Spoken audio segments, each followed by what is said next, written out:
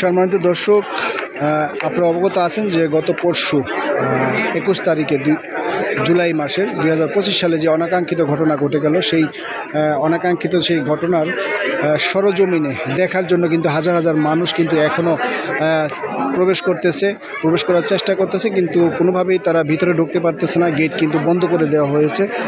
তারপরও মানুষ কিন্তু চেষ্টা করতেছে দেখার জন্য। এই সেই বিল্ডিং যেখানেই বিমানটি ক্র্যাশ করেছিল এবং সবচেয়ে বেশি প্রাণ হারিয়েছে ছোট ছোট মাসুম বাচ্চারা। আমি সেই বিল্ডিংয়ের কাছেই দাঁড়িয়ে আছি, আপনাদেরকে দেখানোর চেষ্টা করতেছি।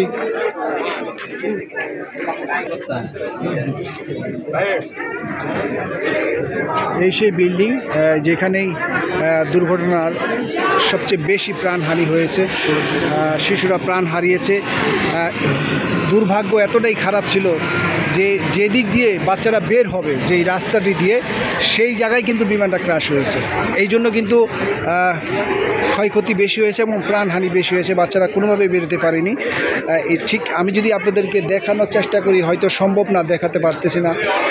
আমি আপনাদের ভিতরে প্রবেশ করতে পারলে সম্পূর্ণ দেখাতে পারতাম যে এই দিক দিয়ে কিন্তু যা বের হবার রাস্তা, ওই পাশে মেইন যেই আপনার যেই গেট, কিন্তু যে দিক দিয়ে বাচ্চারা বের হবে, সেই বের হবার ঠিক গেটের সামনেই কিন্তু প্লেনটা ক্র্যাশ করছে।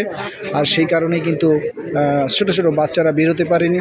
অকালে ঝরে গেল অনেকগুলো প্রাণ। তাদের রুহের মাগফিরাত কামনা করছি এবং যারা এখনও বেঁচে আছেন তাদের সুস্থতা কামনা করছি। মানুষ কিন্তু দেখার চেষ্টা করতেছে এক নজর, যে যেভাবে পারতেছে।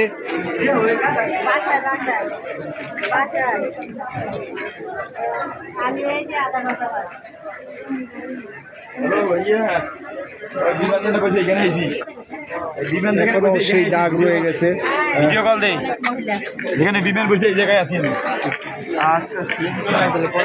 চেয়ার টেবিলগুলো দেখা যাচ্ছে, কিন্তু ওরা নেই। স্মৃতি হিসাবে এখনো রয়ে গেছে অনেক কিছু।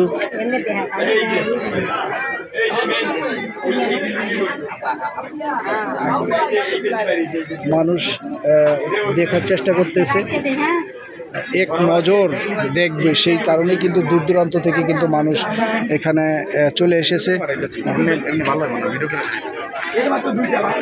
এই হাজার হাজার মানুষ কিন্তু এখনো প্রবেশ করতেছে দেখার জন্য।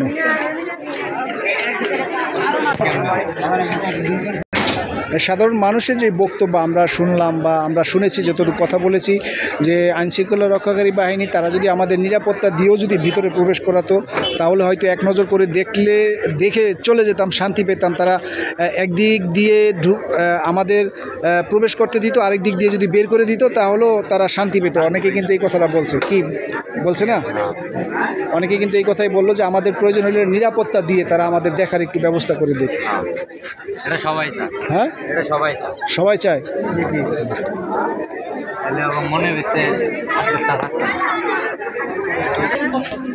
সম্মানিত দর্শক, দেখেন মানুষ দেখার জন্য অনেক চেষ্টা করতেছে, যদি এক নজর দেখতে পারি। এই ধরে দেখে তাদের মনের আক্ষেপ, যদি একটু দেখতে পারতাম যে যেখানে বিমানটা ক্র্যাশ করেছিল, মানুষ কিন্তু কষ্ট করে দূর দূরান্ত থেকে কিন্তু আসছে।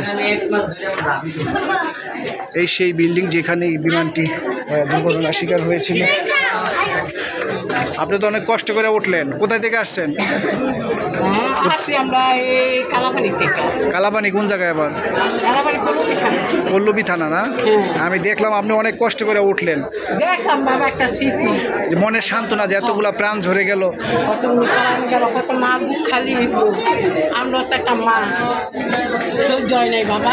আচ্ছা আচ্ছা, আপনার সাবধানে নেন। তবে ভিতরে যেতে পারলে মনে আরো শান্তি পাইতেন, একটু দেখে মনটা শান্তি লাগতো। কিছু নিব না, একটা স্মৃতি দেখতো সবাই।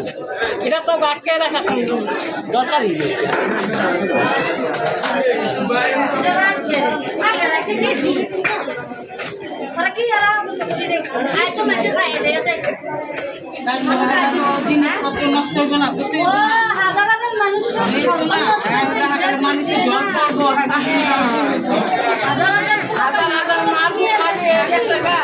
তাদের কিন্তু একটি কথা দাবি, তারা কিন্তু বলতেছে যে আমাদের যদি আইনশৃঙ্খলা রক্ষাকারী বাহিনী তারা যদি নিরাপত্তা দিয়েও যদি ভিতরে প্রবেশ করিয়ে দিয়ে আরেক দিক দিয়ে বের করে দিলেও আমাদের একটু শান্তি পেতাম।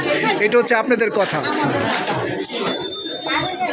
যখন এই বাচ্চা দিচ্ছি বাইক করে দিত দুটা বাচ্চা দিতে জীবন বাবা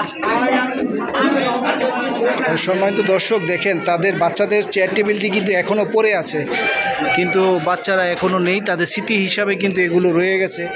যেই চেয়ার টেবিলে বসে তারা লেখাপড়া করতো সেগুলো কিন্তু এখনও আছে, দেখা যাচ্ছে।